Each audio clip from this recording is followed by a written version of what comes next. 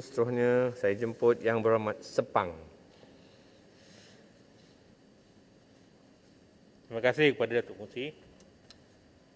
Saya terus pergi kepada butiran 05000 program khusus dan seterusnya kepada butiran 050100 iaitu butiran bertugas keluar negara. Tuan Kerusi, saya ingin bertanya kepada pihak kementerian berkaitan dasar negara sekarang, khususnya mengenai penguasaan bahasa Inggeris di kalangan kaki tangan yang nak ditugaskan di luar negara. Saya ingin bertanya soalan ini kerana sebelum ini banyak dilaporkan bahawa hatta para diplomat pun dikatakan tidak begitu menguasai bahasa Inggeris. Jadi saya ingin tanya, apakah dasar kerajaan sekarang? Kenapa saya berkata begitu, Tuan Pengerusi? Kerana baru-baru ini nampaknya macam ada satu, saya tak tahu sama ada benda ini dispin ataupun benda ini menjadi satu dasar kerajaan. Apabila ada seorang yang berhormat menteri memberikan ucapan di Glasgow dalam bahasa Melayu, saya difahamkan lebih kurang 3 minit berucap. Saya secara peribadi tidak ada masalah. Saya rasa itu hak beliau untuk berucap dalam bahasa Melayu. Tetapi apa yang cuba ditonjolkan bahawa seolah-olah dia cuba membawa bahasa Melayu ke persada antarabangsa. Adakah itu memang matlamatnya ataupun kerana kekurangan kemahiran untuk menguasai bahasa Inggeris? Kalau sekiranya kekurangan kemahiran, kita berterus terang. Kita boleh lakukan kursus dan sebagainya. Tetapi bila katakan dia cuba mengutabatkan bahasa Melayu di depan antarabangsa, saya rasa itu ibarat kalau kita jack kereta, Tuan Speaker, nak tukar tayar, janganlah jack kereta tanpa menyangat sampai kereta terbalik. Cukup sekarang nak keluarkan tayar untuk baiki tayar je. Jangan kita jack kereta itu untuk tukar tayar sampai kereta pun terbalik. Sepang, boleh tanya sikit? Boleh, sila. Ya, adakah Sepang menyatakan bahawa bahasa luar, bahasa asing lebih baik, lebih tinggi daripada bahasa ibunda kita? Dan adakah Sepang setuju bahawa kita tidak layak untuk cakap bahasa kita sendiri di pentas antarabangsa? Baik, terima kasih. Tak apalah, saya rasa oleh kerana Ibu tidak faham, saya tak jawab soalan tu. Dia tak faham Dia tak faham apa yang saya kata. Shall I speak in English? Sepang kena sebut dengan izin. Tak ada, saya sit ni cakap Melayu, dia tak faham katnya. Tuan Speaker, Tuan Pengerusi, saya cakap ni, sebenarnya saya cakap sit faham. Sebenarnya saya tidak ada masalah. Nak cakap bahasa Melayu, cakap bahasa Arab pun tak ada masalah. Tetapi persoalannya, di spin seolah-olah dia cuma mengutabatkan bahasa Melayu. Sebenarnya ada, saya pernah lihat seorang seorang timbalan saya berterap menteri daripada Austria bercakap bahasa Arab lagi di pentas PBB. Tak ada masalah pun. Seorang perempuan tidak bertudung, orang bukan Islam bercakap bahasa Arab lagi. Tapi kalau sekiranya, saya rasa diandaikan menteri daripada sebelah sana bercakap bahasa Arab daripada parti PAS, mungkin di-highlightkan seolah-olah dia tu ulama hebatlah. Jadi saya rasa itu bukan isunya. Saya rasa saya tak ada masalah nak menggunakan bahasa Melayu di luar negara. Tetapi yang isunya ialah, adakah kerajaan telah menukar dasar? Sekarang ini mungkin semua pihak-pihak yang pergi luar negara kena bercakap bahasa Melayu. Saya tanya itu. Seterusnya saya tanya kepada hubungan diplomasi kerjasama dua hala.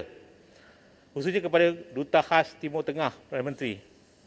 Duta Khas Perdana Menteri Duta Khas ni. Pertamanya saya ingin bertanya kepada pihak menteri. Ada satu artikel yang ditulis oleh seorang Duta Khas bertarikh 22 hari bulan Jun 2021. Saya menghormati pendapat beliau dalam tulisan ini, tapi saya rasa ini bukan isunya. Isunya adalah dalam ucapan beliau ada menyebut, saya petik antara lain, kejatuhan Kesultanan Melaka pada tahun 1511 diraikan di Rom, sekaligus menunjukkan betapa semangat penjajahan Barat melaksanakan perang salib agama terhadap Islam. Saya tidak pasti adakah pihak kementerian tidak merasa apa-apa dengan kenyataan ini. Saya tidak ada masalah dengan pendapat pribadi, itu hak kebebasan bersuara. Tapi bila beliau menjadi seorang duta mewakili kerajaan, kenyataan seperti ini mungkin boleh mengeruhkan hubungan dua hala. Saya nak tanya pertamanya, adakah pihak, kita tahu kita ada wakil Kerajaan Malaysia di Vatican. Adakah apa-apa bantahan telah dikemukakan oleh pihak Vatican terhadap kenyataan ini? Saya agak risau apabila kenyataan daripada pihak menteri-menteri ataupun pihak daripada khususnya daripada PAS di media mereka, antaranya bercakap dalam nada yang dilihat seolah macam menyokong Taliban dan sebagainya. Ini mungkin akan menjejaskan pelaburan keluar ke dalam negara. Sebab saya rasa lebih baik kalau dalam keadaan begini kita mengambil sikap yang berkecuali ataupun kita buat satu kajian yang betul terperinci sebelum kita membuat kenyataan secara sembrono. Saya tahu sembrono ni bahasa apa?